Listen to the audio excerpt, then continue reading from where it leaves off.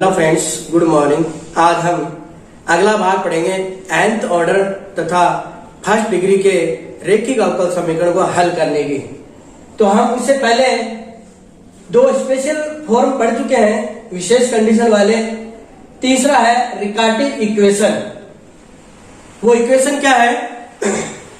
dy upon dx is equal to dy upon dx को हम y1 भी बोल सकते हैं, इज इक्वल टू होता है p plus Q Y plus R Y square. इस प्रकार की इक्वेशन कहलाती है रिकार्टिव इक्वेशन, जहां पर p क्यू आर या तो अक्ष के फलन होंगे या कोई अचर राशि होगी। अगर इस r का मान 0 हो जाए तो ये जो इक्वेशन है वो लीनियर डिफरेंशियल इक्वेशन अर्थात प्रथम कोटि तथा प्रथम घात के अवकल समीकरण में परिवर्तित हो जाती है, जिसका हम प्रीवियस में इनका अध्ययन कर चुके हैं, जिसकी हल करने की 5-6 विधियां पड़ी थी। तो इसका हल हम इस प्रकार के अवकल समीकरण का हल करने के लिए पहले हम जो आश्रित चर है उसको किसी अन्य आश्रित चर के अनुपात में हम मानेंगे। तो माना y is equal to minus u1 upon are U, जहां पर u1 का मान है du अपॉन dx, जहां पर u1 का मान है du अपॉन dx तथा r नॉट इक्वल टू 0, क्योंकि अगर r 0 हो जाएगा तो ये इक्वेशन हम प्रीवियस वाली वीडियो से हल कर सकते हैं, इसलिए r नॉट इक्वल टू 0 होगा। तो y बराबर हम मानेंगे minus u1 upon are U. अब क्या करेंगे? y का मान माना, अतः अब dy अपॉन dx का मान भी ज्ञात करेंगे। वो दोनों मान इसमें रखेंगे और उसको सरल करेंगे तो हमारे पास द्वितीय कोटि की रैखिक अवकल समीकरण प्राप्त होगी। तो देखो किस प्रकार से इसको हल करते हैं। इस समीकरण का अक्ष के सापेक्ष अवकलन करेंगे तो dy upon dx is equal to क्या आ जाएगा? Minus u2 upon are U. इसको हमने कैसे किया? u into v into w के अकॉर्डिंग। तो पहले u1 up into 1 upon r into 1 upon u, इसको अलग अलग मान लिया। तो यह आ जाएगा plus u1 square upon are you square plus u1 r1 upon are square U. तो पहले हमने क्या किया? u1 का किया, तो u1 है du अपॉन dx, इसका एक बार और अवकलन करेंगे तो d2u अपॉन dx स्क्वायर, जिसको बोलते हैं u2 आ गया। फिर 1 अपॉन u का किया तो 1 अपॉन u का हो जाएगा माइनस 1 अपॉन यू स्क्वायर और u का हो जाएगा u1, तो यह आ जाएगा। फिर 1 अपॉन r का किया तो 1 अपॉन r का हो जाएगा माइनस 1 अपॉन r स्क्वायर और r का हो जाएगा r1, क्योंकि r किसका फंक्शन है? अक्ष का, और अवकलन भी किसके सापेक्ष कर रहे हैं? अक्ष के सापेक्ष। तो ये प्राप्त हो जाएगा। ये सारे मान ये और ये इस समीकरण में रखने पर, तो रखेंगे तो देखो क्या आ जाएगा हमारे पास? Minus u2 upon are you plus u1 square upon are you square plus u1 r1 upon are square you is equal to आ जाएगा p u की जगह y की जगह ये रखेंगे तो ये आ जाएगा minus q u1 upon are you plus फिर से y की जगह ये रखेंगे तो क्या आ जाएगा? r u1 square upon are square U square. अब इसको और सरल करेंगे तो क्या आ जाएगा? Minus u2 upon are you plus u1 square upon are you square plus u1 r1 upon are square you is equal to p minus q u1 upon are you plus r से एक घात cut जाएगी तो यह आ जाएगा u1 square upon are you square. अब देखो ये पद और ये पद दोनों समान है, दोनों बराबर के अलग अलग दिशा में है, तो ये कट जाएगा। अतः ये परिवर्तित समीकरण क्या हो जाएगी? देखो minus u2 upon are you plus u1 r1 upon r square u is equal to P minus Q U1 upon are U. अब हम लघुत्तम ले लेंगे आर स्क्वायर यू का, तो ये समीकरण देखो क्या आ जाएगी, minus R U two plus U1 R1 is equal to P R square U minus Q R U1। हमने क्या किया, आर स्क्वायर यू का लघुत्तम ले लिया। अब देखो इन सभी पदों को व्यवस्थित करने पर तो देखो क्या आ जाएगा हमारे पास, इस पद को उठा के इधर ले जाएंगे, इसको भी इधर ले आएंगे, तो हमारे पास आ जाएगा आर यू टू प्लस, ये इधर आएगा तो माइनस का हो जाएगा, इन दोनों में कॉमन क्या आ जाएगा, U1 कॉमन आ जाएगा, तो देखो क्या आ जाएगा माइनस, और ये आ जाएगा R1 plus Q R U1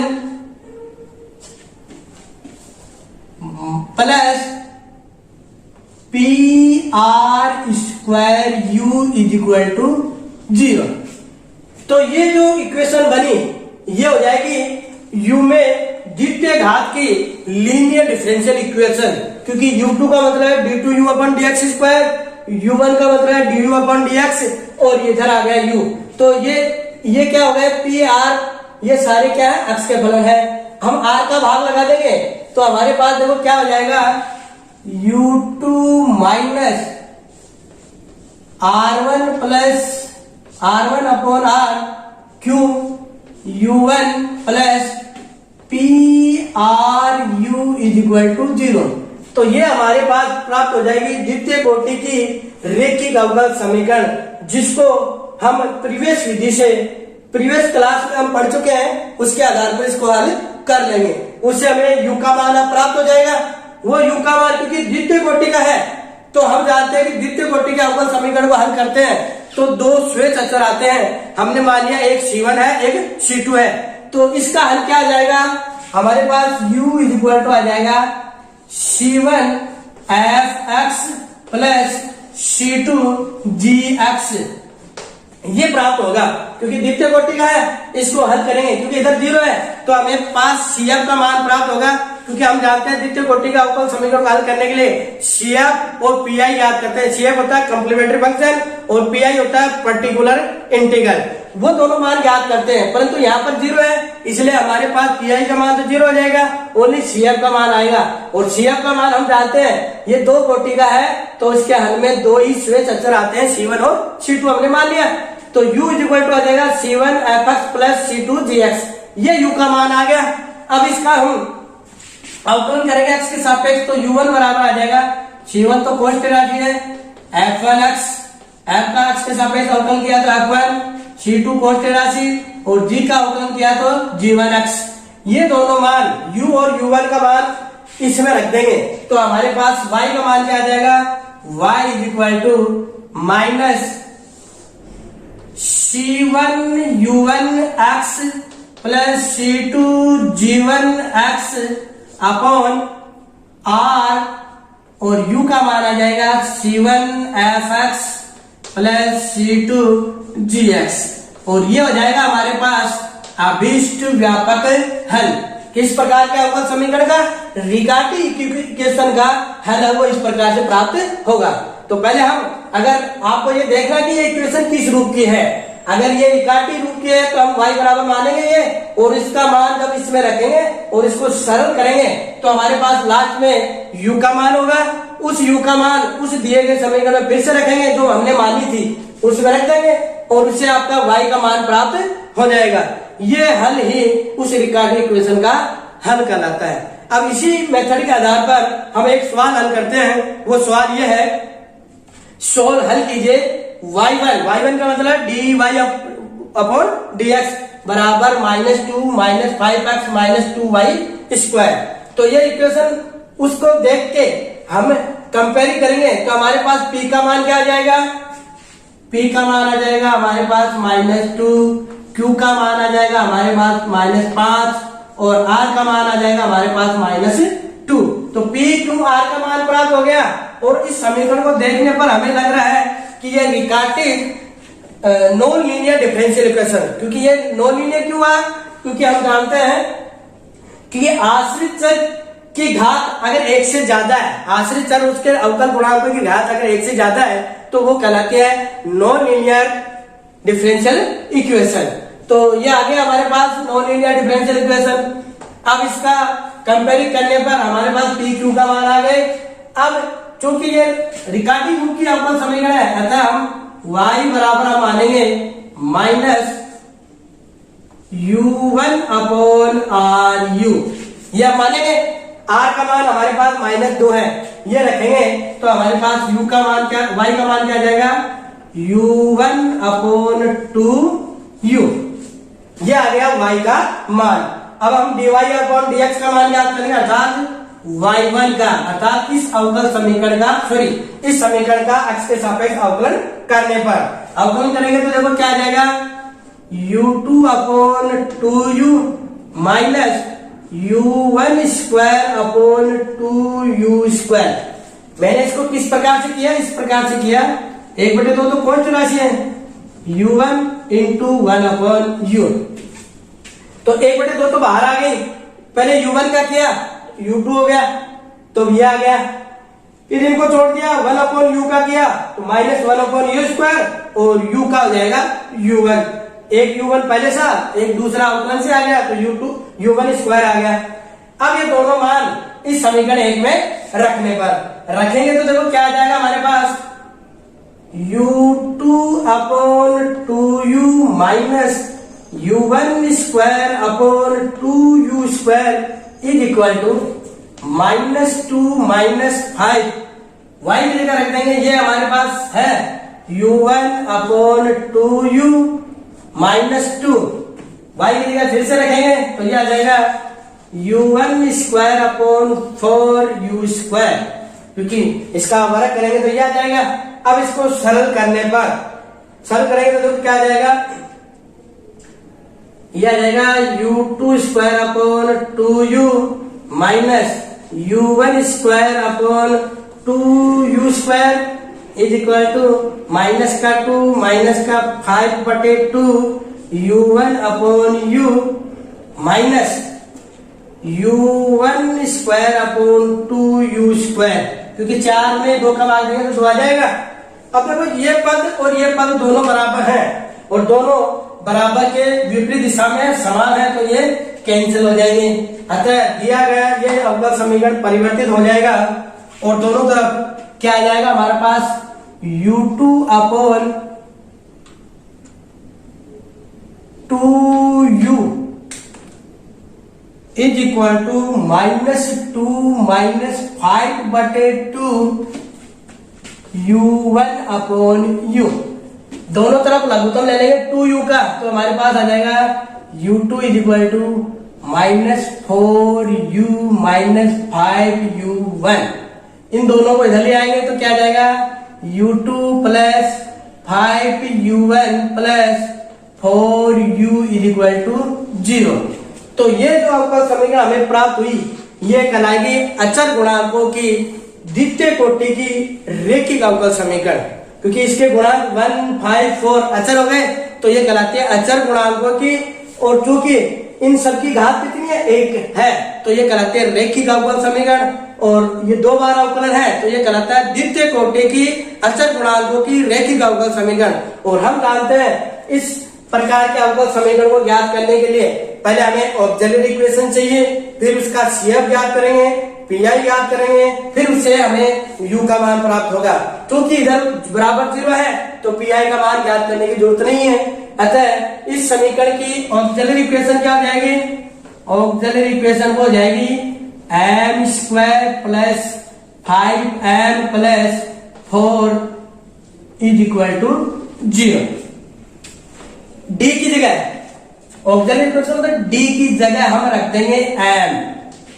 D का मतलब है d/dx, अक्ष के सापेक्ष अवकलन। तो ये आ गया हमारे पास। इसके गुणनखंड करेंगे तो क्या आ जाएगा m + 1 × m + 4 ये जाएंगे गुणनखंड। बस हम क्या करेंगे, इन दोनों का गुणा करेंगे 4m स्क्वायर। तो दो ऐसे टुकड़े बताओ जिनको गुणा करने पर 4m स्क्वायर और जोड़ने पर आए 5m। तो एक तो m और एक 4m, दोनों को गुणा करेंगे तो 4m स्क्वायर और दोनों को जोड़ेंगे तो क्या आएगा, जोड़ेंगे तो 5m आएगा। अब देखो हम जानते हैं कि अगर दो का गुणा 0 है तो उनमें से या तो एक 0 है या दोनों ही 0 है। तो यहाँ पर हमें m प्लस 1 बराबर 0 और m प्लस 4 इक्वल टू 0, इसको सॉल्व करेंगे तो m के मान हमें दो प्राप्त होंगे, एक तो -1 और एक -4। ये m के मान प्राप्त हो गए। अतः इस अवकल समीकरण का अभिष्ट व्यापक हल हो जाएगा u equal to c1 e की power -x plus c2 e की पावर -4x। क्योंकि ये CF का मान आएगा, PI का मान 0, तो मैं डायरेक्ट इसका हल लिख रहा हूं u equal to c1 e की power -1 into X plus c2 e की पावर -4 इंटू एक्स। इस u का अवकलन करने पर हमारे पास क्या जाएगा, u1 equal to -c1 e की पावर -x -4 c2 e की पावर -4x। क्योंकि c1 और c2 क्या है, स्वेच्छ अचर, तो इनका तो अवकलन हम करेंगे तो 0 हो जाएगा। तो अब e की पावर -x का करेंगे तो -e की पावर -x और e की पावर -4x का करेंगे तो -4 e की पावर -4x आएगा। ये दोनों मान u और u1 का मान वापस हम y में रखेंगे तो हमारे पास y का मान क्या आ जाएगा, y इक्वल टू आ जाएगा -c1 e की पावर -x -4 c2 e की power -4x upon 2 c1 e की power -x plus c2 e की पावर -4x। इसको और सरल करेंगे तो देखो इनमें से माइनस कॉमन ले लेंगे तो माइनस ऊपर हो जाएगा c1 e की power -x plus 4 c2 e की power -4x upon 2 c1 e की power -x plus c2 e की पावर -4x। और ये हो जाएगा उस विकाटी रूप की अवकल समीकरण का अभिष्ट व्यापक हल। इसको और भी सरल कर सकते हैं। हम क्या करेंगे, इधर c2 कॉमन ले लेंगे, c2 कॉमन लेके हमारे पास क्या जाएगा, y equal to minus c2 common लेंगे तो ऊपर भी c2 आ जाएगा, नीचे भी c2 आ जाएगा, दोनों तरफ c2 कट जाएगा और c1 अपॉन c2 इधर बचेगा, c1 अपॉन c2 इधर बचेगा। इसको हम मान लेते हैं c। तो ये आ जाएगा c e की पावर -x प्लस 4 e की power -4x upon 2 c e की पावर -x प्लस e की पावर -4x। इसको ऐसा भी लिख सकते हैं। तो ये हो जाएगा उस अवकल समीकरण का अभिष्ट व्यापक हल।